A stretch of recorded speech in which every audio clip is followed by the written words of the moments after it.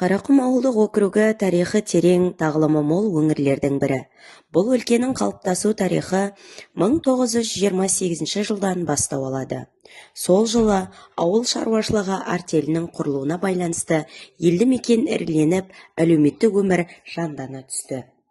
1938 жылы Қарақұм ауылдық кеңесі құрылып, оның құрамында Алға, Атабай, Ерімбетжаға, Түйме, Манаспай және басқа да елді мекендер енді.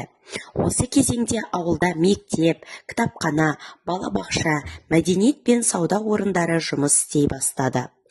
1938-1950 жылдары бұл өңір Алға колхозының орталығы болды.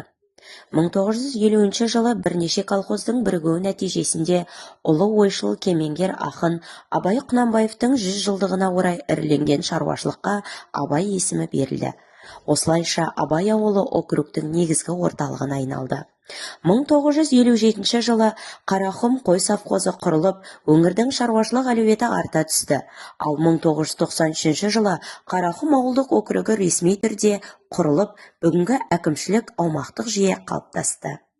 Қазіргі таңда Қарақұм ауылдық округінің орталығы Абай ауылы. Округ ауданның әлеуметтік-экономикалық дамуына өз үлесін қосып келеді. Аудан орталығымен Сексеуіл-Жезқазған темір жолы және Арал-Абай автокөлік жолы арқылы байланыс орнаған. Бүгінде округте білім мен денсаулық сақтау, мәдениет пен ауыл шаруашылығы қатар дамуда. Бір орта мектеп, бір негізгі мектеп, емхана, клуб, кітапхана, пошта бөлімшесі және 90-нан астам шаруа қожалығы халыққа қызмет етуде. Қарақұм өткен мен бүгінді сабақтастырған, болашаққа нық қадам басқан берекелі мекен.